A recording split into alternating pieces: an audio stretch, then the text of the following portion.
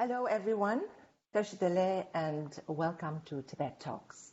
I'm Tenchi Gyatso, Director of Outreach at International for Tibet, and it's my pleasure to host Tibet Talks today. In this series, you'll hear live conversations about Tibet with inspiring thinkers, leaders, activists, and artists. With the world facing a historic crisis, we at ICT wanted to share with you some of the wisdom of Tibetan culture and the teachings of His Holiness the Dalai Lama that can inspire and guide us through these times. For today's episode, we have a very special guest who's joining us all the way from the West Coast, from San Rafael, California. He is a psychologist. He is a senior fellow of the Greater Good Science Center at UC Berkeley, and he's a New York Times best-selling author. His many books include Buddha's Brain, Hardwiring Happiness, Mother Nurture, his first, and his latest, Neurodharma. He has lectured and featured all around the world, and his books are available in 29 languages. And we're delighted to have him here today. And in this conversation, he'll discuss with us how gratitude makes you strong and how Tibet has been an inspiration for him. Please join me as I welcome our speaker of the hour, Dr. Rick Hansen. Dr. Hansen, welcome to Tibet Talks.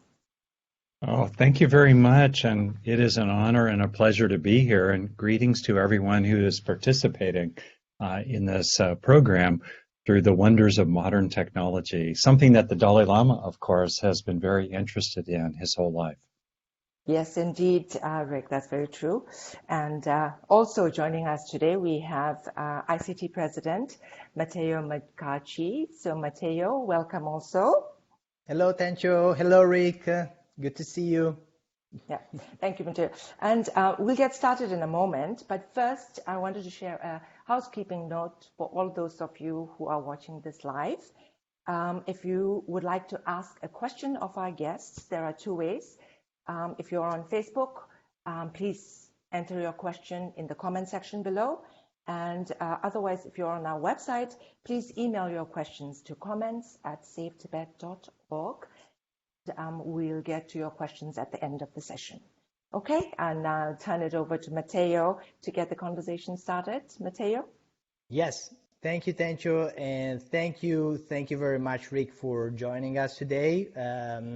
Both on Facebook Live and on our website. I'm sure that our supporters and members will very much appreciate knowing you more. I guess many of them already know your work, but we at ICT are very grateful that you have been one of our members for many years, one of our supporters, and we have been talking over the years, and you have been very generous also in sharing with your clients and people who follow your work, the work that ICT does. So we appreciate that.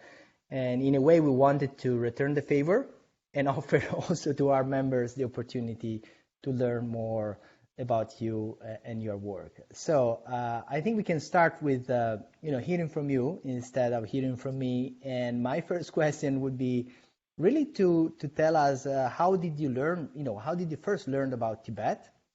If you recall, what struck you about that and why it matters to you till today.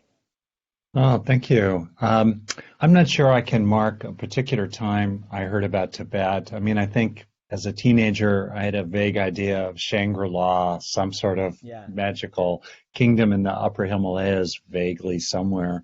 But then when I was introduced to Buddhism, when I was 21 in 1974, at the last year of college, Tibetan teachings were certainly part of the mix, along with Zen and the Theravadan tradition, the early teachings of the Buddha.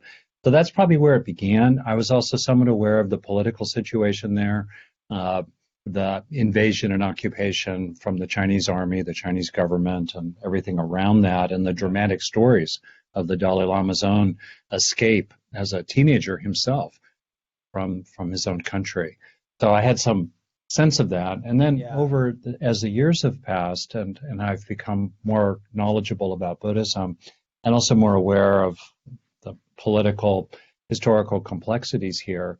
My admiration for Tibet, its culture, its people, and its traditions, really, and the ways in which it is safeguarded some of the most beautiful treasures of wisdom on this planet. My respect for it and my sense of gratitude, really, which will be a topic today, my gratitude for Tibet and its people has certainly just grown over the years. Yeah.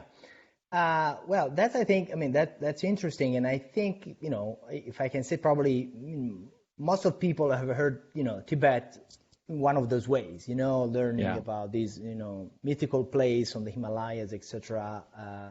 But I think over the years, you have gone much further than that, because you have been able, I think, through your profession to go deeper into, understanding the knowledge of Tibetan teachings, and I find what you have done to be really very, very important for today's time, because the Dalai Lama for many decades has tried to foster a dialogue between modern scientists and Tibetan Buddhist masters and teachers to try to see the connections between these kind of teachings. And I think I will ask you a little bit more later with your, more formal presentation, but actually all your work, but even your latest work, has really focused on that. So what does it mean as a psychologist, for you, the Dalai Lama? What does he represent as, his teachings and his way of approaching these issues informed or influenced the way you have? Right. So I have learned a lot, like many people have, from the work of the Mind and Life Institute, as well as the research of people like Richie Davidson, Antoine Lutz, teachers such as Mathieu Ricard, people who've really developed this territory. So I want to absolutely respect, their contributions and the ways in which they have really been in the lead in this territory. As a psychologist, functioning inside the natural frame, it's called, of ordinary reality, which includes a lot of exotic things like quantum physics and black holes and all the rest of that. And, of course, beautiful creatures like zebras and lizards and mice. It includes all of that. Whatever may be beyond ordinary reality, the supernatural, the transcendental, the divine, okay, but certainly within the natural frame of science, clinical psychology, it's really clear that the deep calm and compassion and resilience that we observe in the Dalai Lama, we observe in others who have practiced, we observe in people outside of the Tibetan or Buddhist tradition, certainly. There's no monopoly in Buddhism or in Tibetan Buddhism, obviously, of deep calm, compassion, resilience, and wisdom. That said, what we observe in them, and I will tell you a story in a moment of my personal experience with the Dalai Lama, what we observe in them must fundamentally involve underlying structures and processes in our own bodies, particularly in our nervous systems and its brain. So it's been a very fertile area of investigation to look at the brains of people with 30,000 years of meditation practice, or who are able to just self-generate tremendous waves of compassion for everyone, including those who are oppressing them. What's going on in their brains when they're doing that? And then how can we learn from that ourselves, which is my major focus. How can we learn from that ourselves in applied ways to get those neural structures and neural processes really cooking, really going, so that gradually we hardwire those qualities into ourselves based on lasting physical changes in our nervous system. So that's been a great interest of mine. And to do that well, we need to study, as Richie Davidson has put it, the Olympic athletes of mental training, such as the Dalai Lama himself, doing many hours a day of practice, as well as others in those traditions. And then we can reverse engineer backwards, even at our level, whatever it may be, wherever we are in the path. How can we be more like that ourselves and gradually establish those ways of being in a very embodied way, so that that's increasingly who we are. Yeah, that's the opportunity here, and it's a marvelous one. And the Dalai Lama has really been in the forefront of championing that intersection, really, between profound perennial wisdom and the most recent, most effective applied brain science. Yeah. Great. Very interesting. And so your latest work that Tencho mentioned is Neurodharma. Yeah, and the picture is great. You got to show the mountain. To me, the mountain is I'm a long-time mountain guy. I've been a rock climber, and I just think, what a great metaphor. You know, we start here, but we can learn from people up here, right? And then we can, in our own way, find our own ways up the mountain. You bet. And actually, as you show it, I wanted just to read just a couple of sentences in the jacket cover of the book. Yeah. Throughout history, people have sought the heights of human potential to become as wise and strong, happy and loving as any person can ever be. And now recent science is revealing how these remarkable ways of being are based on equally remarkable changes in our own nervous system, making them more attainable than ever before.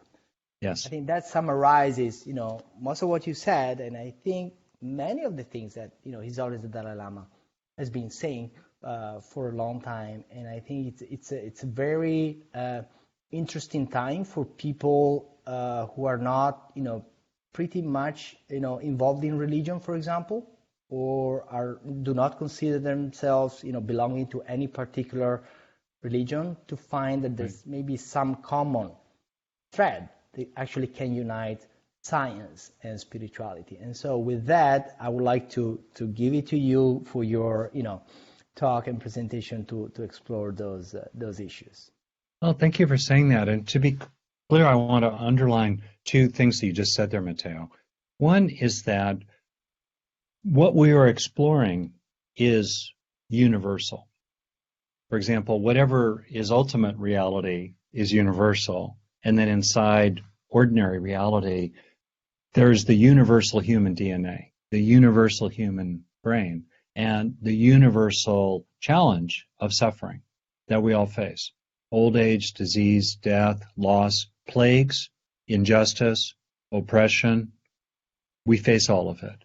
And so what we learn from people who in one tradition have gone very far up the mountain is relevant to anyone who wants to progress up the so-called mountain of awakening and develop in themselves 7 qualities I explore in the book to develop greater steadiness of mind, warmth of heart, equanimity, present moment awareness, feeling of connection with everything, and so on. And that's great, the universal application of these methods and the ways in which they're not monopolized by any tradition.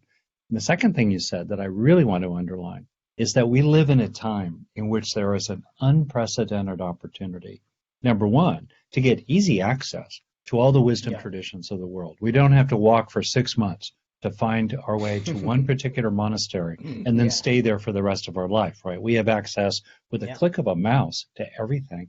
And what's also unprecedented is the intersection, the growing intersection of profound spiritual and contemplative wisdom, as well with modern neuropsychology. That's historically completely unprecedented. And we have the capacity now to move back and forth from the so-called third-person perspective outside in of science, the objective nature of the body, and move back into the first-person perspective, the inside-out perspective of our own minds, and move back and forth and start to appreciate in our practice as we have experiences, oh, that's what my brain is doing right now. And now I increasingly understand what it's doing and why. And based on the deeper understanding of the hardware, I can be more skillful in guiding it to a better place. So I want to talk about a key way to do that related to gratitude. And segue, if I could, in reading a little Dalai Lama story here. And I'll add a thing that's not in the book. So if you got the book, this is special because it's not in the book. So this is in the chapter that's about the second of 7 ways of being that I talk about cultivating, warming the heart, the cultivation of compassion and love. So here we go. About 20 years ago, I had the good fortune of joining the board at Spirit Rock Meditation Center, and soon after that, receiving an invitation to hear the Dalai Lama speak there at a conference. Since he's the head of state of Tibet, There was a high level of security around him, and guards with guns at this nonviolent Buddhist center, guards with guns smiled and joked in the carnival-like atmosphere. Hundreds of people mingled together, Tibetans as well as teachers and monastics from Europe and America, most of us giddy with the occasion. With many others, I filed into a large room to await the Dalai Lama. After a few minutes, he entered with his translator and another man. He spoke mainly in English, with his usual combination of friendliness, directness, and calm intelligence. Little side story, at one point he turned to the people in the room, about 100, 150 people, many senior teachers in the room, and he made a reference to a particular important text from Tibet. And he said, of course, you know about such and such book from such and such teacher. Most of the people in the room, me included, had no idea. And we were all like feeling really guilty, like school children, and the teacher points out that we haven't read the textbook. And he just stared at everyone for a moment and then said, That's all he did. He just looked and went, And we all felt really chastised by the Dalai Lama. But that's all he did. He wasn't mean. He wasn't nasty. He just said that thing. Yeah. And then he said, it's good to practice, but we also need to study. We need to understand things. Otherwise, and then he made this gesture, and the photographers put his picture on the front page of the newspaper the next morning. He said, otherwise, you are like a mouse, just a mouse. You may be happy, but you know nothing. Yeah. Right? Like that. And that gesture, that like a mouse with ears, that's what came on the newspaper. Right? So to continue then, all right, at the time I thought he gave a marvelous talk, but I don't remember any of it. What I do remember is the other man who came in with him. He was dressed in a gray suit and seemed unassuming, standing off to the side in the front of the room, looking at everyone and smiling. After a while, I watched him more closely. He stood at ease like a dancer, filling out his suit like someone who'd been a linebacker on a small college football team, smiling and smiling with eyes that kept scanning the room. I realized he was the Dalai Lama's bodyguard, the last line of defense. There was no sense of threat from him. He radiated a feeling of happiness and love. Meanwhile, it was clear he was completely capable, standing there wishing everyone well, with hands relaxed at his sides and eyes that never stopped moving. I've thought of him many times since. For me, he embodied practicing with a warm heart. He had a job to do, and it included a readiness to be strong and assertive if need be. But he was not aggressive or hostile. This teaching from the Dhammapada described him well. One is not wise because one speaks much. One is wise who is peaceable, friendly, and fearless. Yeah. Thank you.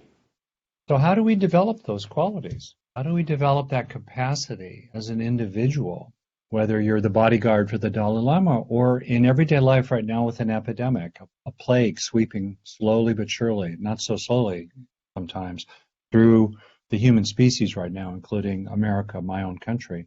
How do we practice with that? How do we practice with others who don't wear a mask, let's say, and potentially make us sick, or make us sick who will make someone else sick who might be old and die, right? How can we practice with that? Or scaled up, how can we be a whole people, the Tibetan people, who really to me exemplify in their long relationship with the Chinese government, they themselves exemplify people who are peaceable, friendly, and fearless. How do we develop that? One way that science is increasingly showing that we can develop, it's not the only way, but it's a major way to develop that kind of resilient well-being in which one protects an unshakable core of inner peace and inner love, no matter what others are doing, no matter what the conditions are around us. One major way into that is the practice of thankfulness, the practice of gratitude. Gratitude does not overlook or lie about or decrease the reality of suffering in the world, injustice, terrible things. For me, the frame that I'm speaking here of really has three simple steps that we take again and again. Deal with the bad. and turn to the good and take in the good. So deal with the bad for sure, but also what can we be thankful for alongside it? I'm thankful, Matteo, deeply thankful for the International Campaign for Tibet. I'm deeply thankful for the wisdom holders who have protected wisdom in the Buddhist tradition for 2,500 years, as well as I'm deeply grateful for people who protected wisdom around the world in other traditions. I'm deeply grateful for the frontline healthcare workers. I'm grateful for the people that are pushing brooms down the hallways of hospitals at 3 o'clock in the morning. Mm-hmm. I'm grateful for people who are staying at home to take care of others. There are many, many things we can be grateful for. I'm thankful for the beauty of the flowers over your shoulder and just the amazing generosity, right? That's my wife. Mother Nature. Yeah. Well, I'm grateful for my wife. You're probably grateful for your wife. I am. So the point is, what science tells us is that when we experience authentic gratitude, not as a so-called spiritual bypass, we want to recognize the bad, the problems, and so forth. But when we have a sense of thankfulness, what that draws us into is the truth of our dependence, because we're thankful for gifts. We're not so much thankful for a paycheck. We earn our paycheck. It's not a gift to us. We're glad we have a paycheck, right? But it's not exactly gratitude. It's more like gladness. Gratitude involves the vulnerability of receiving something that's given to us. We offer thanks for it. And that teaches us our fundamental interdependence with each other, which is a very important lesson for this time, right? We're vulnerable to a plague because we're social mammals. We must deal with this plague also as a group focused on the common good. So gratitude takes us into a recognition of our dependence upon and the ways in which we're supported by all of life. And in the moment of gratitude, through the release of neurochemicals like dopamine and the natural opioids inside us, sometimes along with, especially if we're grateful to others, flows of oxytocin, that particular neurochemical in the brain. When we are experiencing those things, it calms down the stress response. It makes us more resilient in the moment. It makes us stronger in the moment. And one of the major findings of research on people who've gone through terrible situations, including in being in combat, is that the ones who come through it, who are less likely to suffer PTSD, went into it with a greater sense of meaning and thankfulness and gratitude, including for the camaraderie they share with, other people. Mm. So to summarize a lot of this, no matter how bad it is, one of the great teachings for me from the Dalai Lama and the Tibetan people is this unshakable capacity to recognize what is also true and to hold on to that most fundamental freedom in our own hearts, the inner temple of our innermost being, the capacity to recognize other things that are also true. Amidst the oppression, amidst the loss, there can be a recognition of beauty. There can be a recognition of the goodness of others. There can be a recognition of the sincerity and bodhicitta and the goodness, let's say, in one's own heart. And in the recognition of that, we calm down the stress response. And as we repeatedly internalize those experiences of gratitude, we engage what's called experience-dependent neuroplasticity, and we turn states into traits. We keep those neurons firing together so they wire together as well. And we gradually can develop traits of gratitude, not just passing experiences, not just passing states of gratitude, but we develop what people call an attitude of gratitude gradually that's literally hardwired into our own nervous system. And that is full of opportunity, including the worse it is. Gratitude is not just for vacations or that one meditation retreat a year you might do or in your life. Gratitude serves the people who are most mistreated, who have the hardest lives of all. The harder our lives, the more the world is kicking us in the teeth, the more important it is to be thankful for the good that remains, including the good inside our own heart. Yeah, that's really wonderful. Thank you. Thank you for sharing that. And as you were talking, I was reflecting what you said, about people who are suffering the most. And working at ICT, naturally, we think about the Tibetan people in Tibet who have been under Chinese rule for over 60 years now. They've been going through different waves of repression, from the complete destruction of the Cultural Revolution to more opening times, some more tolerance for allowing some kind of cultural activities to take place in the 80s, in late 70s, in the 80s. And now with Xi Jinping, actually it looks like we're going back to full repression, and what they now say, Sinicization. They want everything needs to look Chinese. If even if you are a different civilization, different people, etc. But at the same time, one thing that we always say, that despite the oppression, despite the violence, the incarceration, and all of that, I mean, the Tibetan people have not resorted to violence as a response, right? And if you look from the political point of view or the geopolitical point of view, you may look at these and say, well, that may be good, but it doesn't work, right? It can be seen as weak. So can you explain, I think you gave already a good explanation, but actually, if you don't react to violence with violence, why are you stronger? Or why can you be stronger in the face of it? These are deep questions, and I'm a professional psychologist. I have some expertise about the mind and the brain, and it's appropriate to speak from that. This starts to move into questions that I would say are ones about which I want to be modest in my response. What I would say is that at the individual level, I think we all know the suffering and harm, including the harms that come back to haunt us, if we allow hatred to invade our heart, and if we allow aspects of cruelty and ill will. The Buddha spoke against ill will, he called it, the will to harm, the will to hurt, rather than the will to construct, to develop, to grow, to nourish.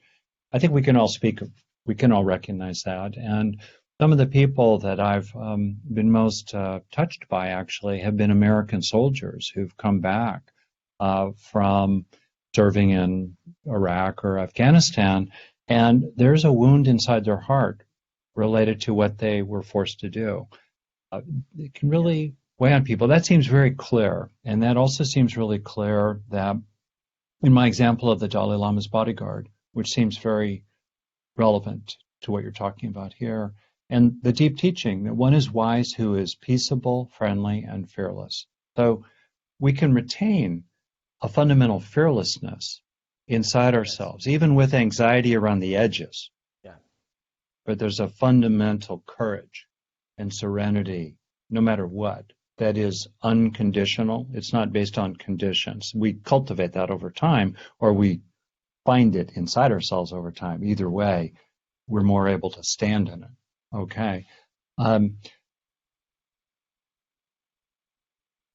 Separate from that, well, let me just put it this way.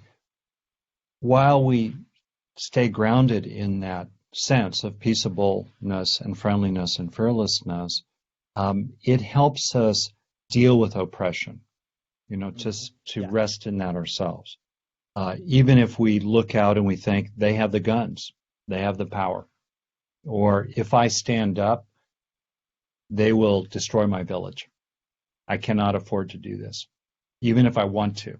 If I want to push back physically, it will make things terribly worse.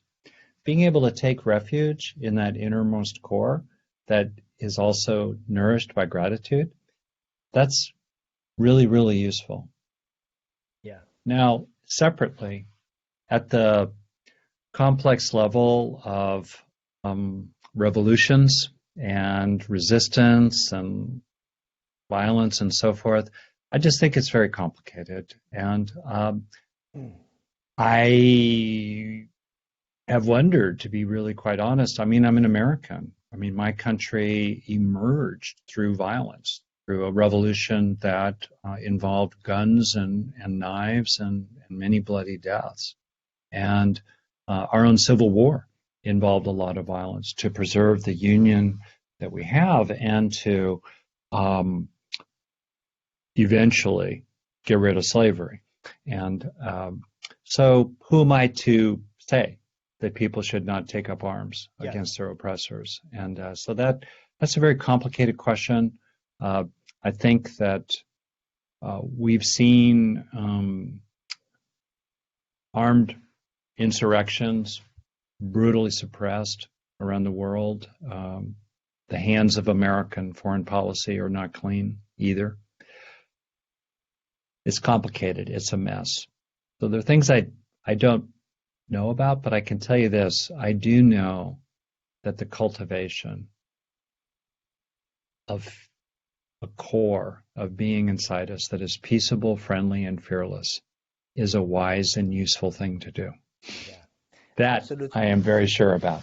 I think that's a very deep teaching for all of us. You know, wherever we live, wherever the circumstances in which we are, you know, we are not living under oppression, but we have our own challenges. We all have our own enemies in our life. You know, and how do we deal with them is important. But just going back briefly to Tibetan Buddhists, there are some stories and examples and even books written by some of the Tibetan monks who have been incarcerated in China and have been detained for 15 years, 20 years, tortured along the way. And they practice compassion, and they have come out. There are some of the one is Garchen Rinpoche. He's a teacher who's in the United States, who had his life marked by that, and so it's also your individual karma, it's the collective karma. Who knows, right? As a nation, what we need to go through. But these are very, very important examples, I think, for all of us as we deal with our lives, because there are ways in which we can improve the life of ourselves and our families, our community, by looking at those examples. And I think what you do with your work, it's really important because it's a language which is more familiar to many of us, maybe that we're not born in Asia or we're not, we're not Tibetan. And so this is a very, very important time, I think, for us to learn that. Yeah. I think if I could just add, the teachings around being peaceable, friendly, and fearless, and that last word is really important. Just peaceable and friendly somehow seems to miss something, and it seems also to underestimate the extensiveness of terrible things. Like, for example, you and I are talking here at the end of May, and just a couple of days ago in Minneapolis, Minnesota, in America, an African-American man was just killed by 4 police officers who refused to get off him, and they killed him in the process. And he was just lying there on the ground with their knee in his neck. Terrible thing. So it's important to not, I think, downplay these kinds of things. And that's why that last word, fearless, is really important. There's a fearless willingness to see the way it is. To me, that's been really true about the Dalai Lama, his willingness fearlessly to name the way it is. I mean, see, he's been very skillful. He's walked an incredibly fine line over the years. And his own example, I think, has been one of the greatest challenges for the Chinese government, and I distinguish the government from the people and their culture and the depth of Chinese civilization and the good things about it. So for me, that's very different from a political policy. In any case, he's been a very serious adversary, and I think that if he had been easy to dismiss as a violent revolutionary, it would have been a lot easier for the Chinese government. But I think that at this time in which there's a lot of anger, I'm a fairly calm person. I'm angry about what happened to that black man in Minneapolis. I'm angry about the Trump administration. I'm angry about hypocrisy. I've had it up to here. You know what I mean? Yeah. And I have a comfortable, privileged life. So I think that it's important to really recognize what there is to be angry about and to be honest, about our own anger. And then the question becomes, what is our relationship to it? How do we practice with it? How do we practice with the conditions around us that do not change? And then how do we practice with the reactions within us that arise to those conditions and prevent the poison of hatred from entering all the way into our own heart? I mean, that's the key takeaway. And that's where the example of the Dalai Lama and the teachings of Tibetan Buddhism and the example of the Tibetan people, for me, are very important, useful teachings and examples for how to sustain that quality of peaceableness, friendliness, and fearlessness. Thank you, Rick. I think now it's time to go to the questions from our audience. So maybe Tencho. That's great. Can take the lead on that. Yes, thank you very much for sharing, all of that. The conversation has been very enlightening. And we have lots of people watching us online, many commenting. And I have a first question for you, Dr. Hansen, from Abigail Van Ellenboerum. Abigail says, "Dear Dr. Hansen, while I've been a student of Tibetan Buddhism for many years, I've never been a strong meditator.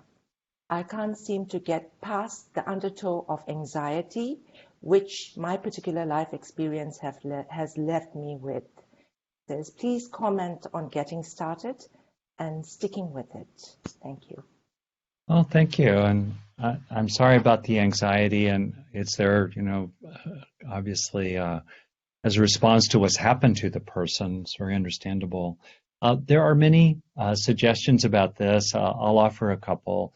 One is to look for what is reassuring. It reminds me of the saying from Mr. Rogers, the American television person who worked with children, that his mother advised him when he was upset to look for the helpers. In much the same way, we can look for what is reassuring. The breath is ongoing. The heart is still beating. The room that you are in is still here. Awareness is continuing. The love in your own heart is ongoing. Those who do care about you, it's continuing. These are just different examples of things to be aware of that can help us feel more stable when we're anxious and more able to steady our own minds, to move into a meditative space. And what you can do, which is actually really useful, is to start to take the feeling of reassurance or protection or calming, all rightness, the sense of basic bodily all rightness, as your own object of meditation. So that in effect, you're meditating on the observable fact in this moment that you're basically all right now. Around the edges, for sure, worries, pains, losses, sorrows, but in the core, there's a fundamental all rightness. And then my suggestion would be take a minute, do it for a minute. I have a little practice, so I'll just tell you quickly. I call it 3 breaths. In the first breath, feel your chest as a whole. In your second breath, maybe with a hand on your heart, bring to mind someone you care about, someone you like, someone you appreciate, breathing while caring. And then in the third breath, turn it around if you can and get a sense of someone who is friendly toward you, who likes you, or even loves you, appreciates you. Breathing while feeling cared about. Just those 3 breaths take less than half a minute, and you can feel a calming in yourself as you do it. And then from there, keep on going, keep meditating. Thank you, Dr. Hansen. Now, one of our longtime ICT members, Victoria Huckenbeller, who joins us for every lecture when we have it in person. So I'm glad she's able to join online over here. Victoria, hello. Thank you for joining us. So she says, Victoria writes, "Dr. Rick, I love your book, Buddha's Brain. I work with practitioners of Buddhism in prisons in America, and I invoke some of your insights with them. Often, a scientific approach can be more easily absorbed by them than a wholly spiritual insight. So I thought maybe you want to comment and make some remarks to Victoria. Oh, thank you. I want to add also a little thing about the previous question, which is anxiety is an experience we're having. It's like a sound that's passing through awareness, or it's like a sensation of pain in our knee. We don't need to push it away while we meditate. What's important is to not get hijacked by it and follow it or feed it. It's just there. It's okay that it's there. And then meanwhile, we keep turning attention back to what we want to rest our being upon. And in the process of resting our being upon it, we then increasingly develop that quality inside ourselves. And I think, therefore, with regard to the second question that came in, one of the most important things of all is motivation. There's a joke about therapists. How many therapists does it take to change a light bulb?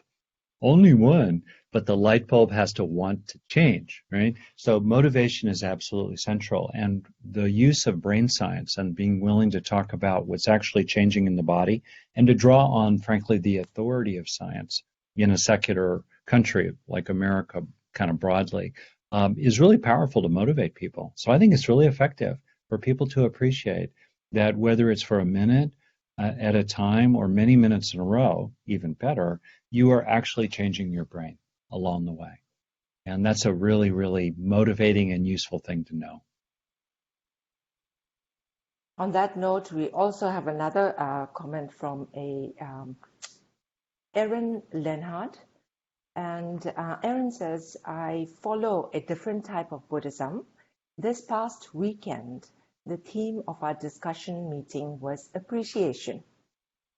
It's very good to be reminded of gratitude and appreciation, especially when you feel like your life is crumbling. And I did find it lifted me up to be capable of handling the current issues. She says, thank you. Yeah, thank you for that comment.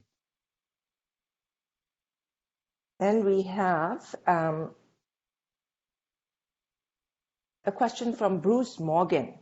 He says, there is suffering and there is injustice. How do you distinguish these in terms of responding to them?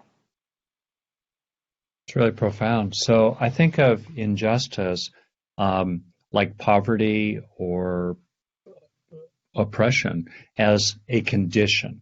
And we could say as well, we could have health conditions. There's a plague moving through us. Someone could have an injury. These are conditions. Then there is our reaction to those conditions.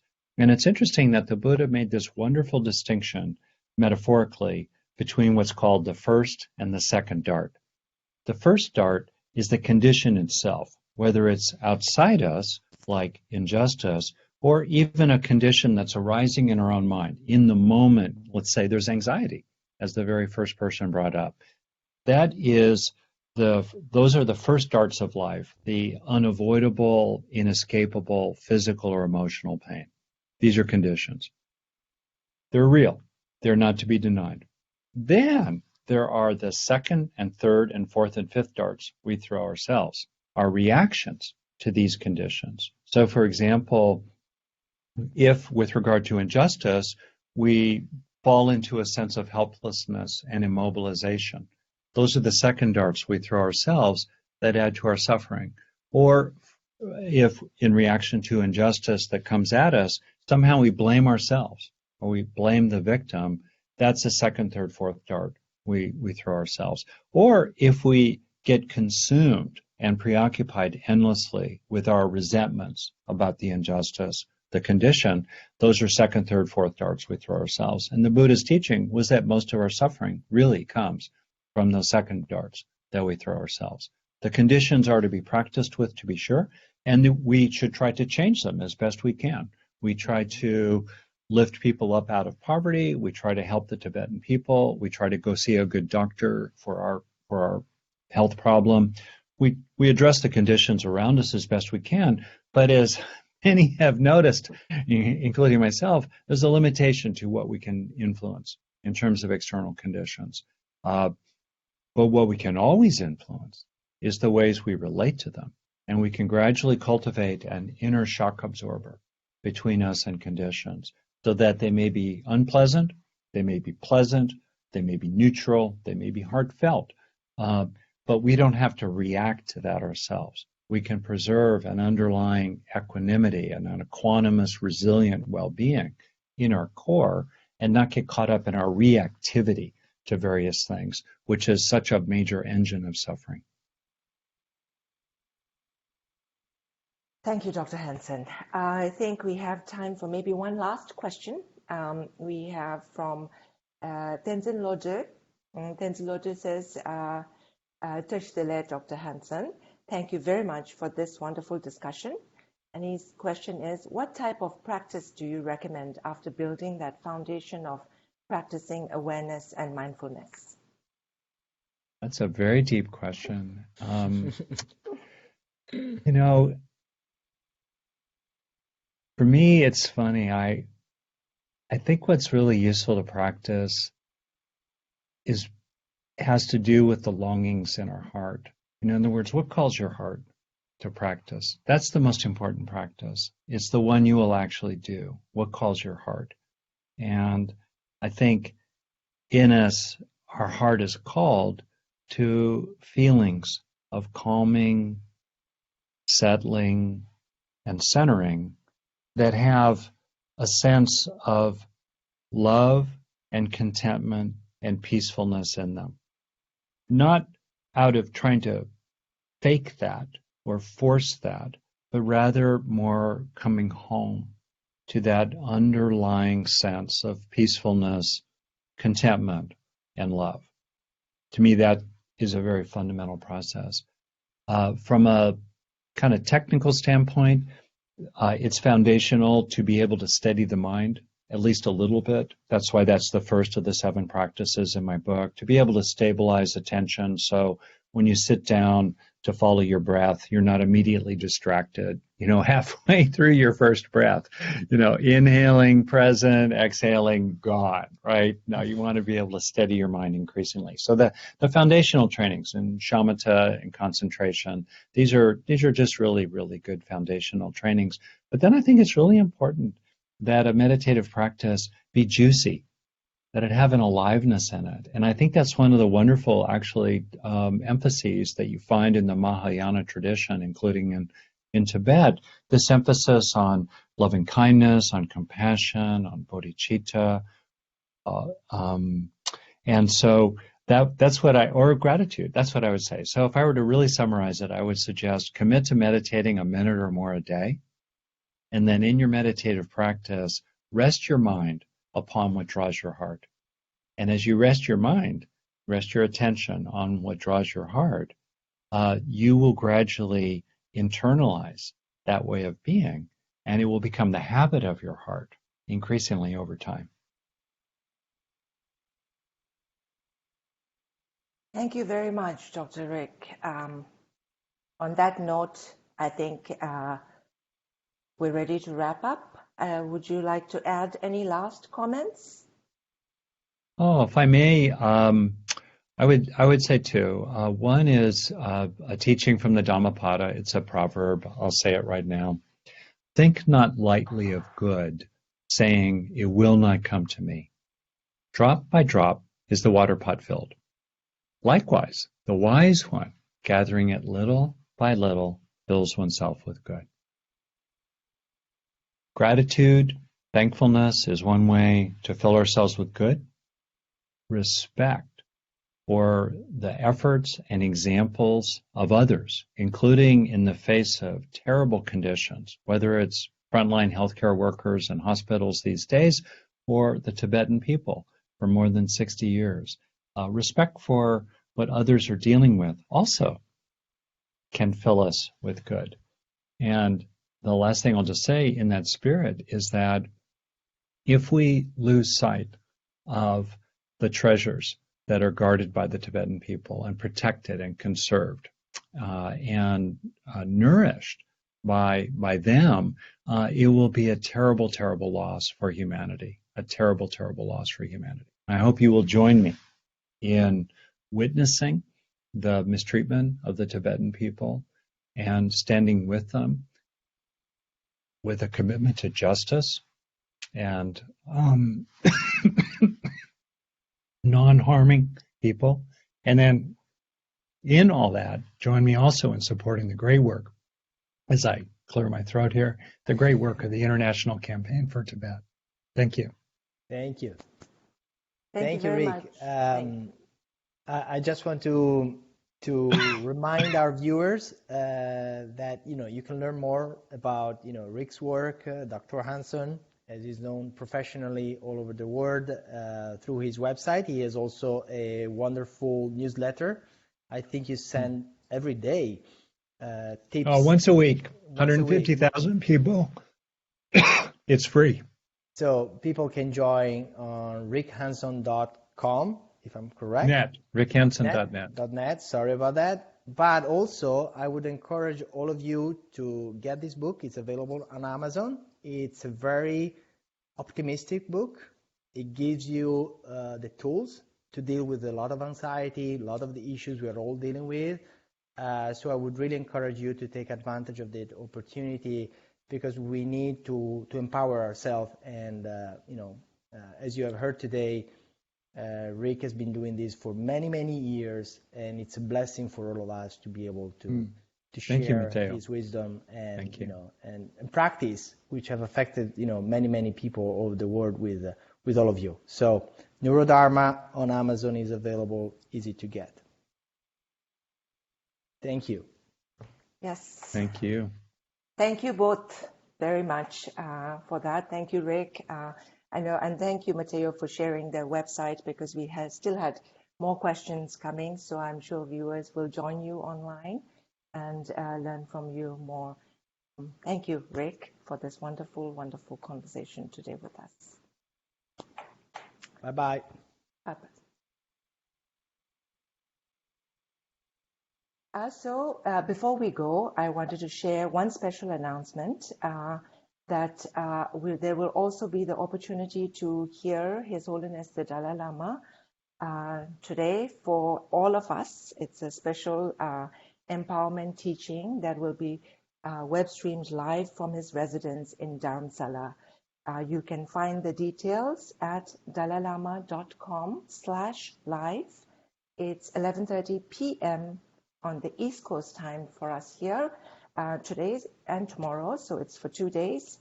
And then also midnight tonight, East Coast time, His Holiness will appear on Nightline for ABC, and he'll be talking about the pandemic and offer his encouragement for getting through the crisis. So I hope you will take these opportunities to join His Holiness's teachings online, and I wanted to take a moment to share that with all of you. Aside from that, next week we'll be back with another edition of our Tibet Talks. And this will be a special edition of our Tibet Talks for Tibetan American youth. We will be joined by Ambassador at Large for International Religious Freedom, Sam Brownback, and Congressman Jim McGovern. And this conversation, if you are a Tibetan American youth, you can sign up to participate in that direct live conversation.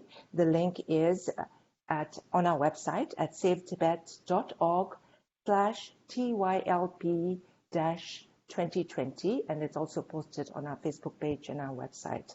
And the registration deadline is Monday, June 1. If you're not a Tibetan American youth, you can still watch the conversation live. It'll take place Wednesday, June 3rd at 1 p.m. And that's about it from us today. Thank you so much for joining us, and we hope to see you next week. Thank you.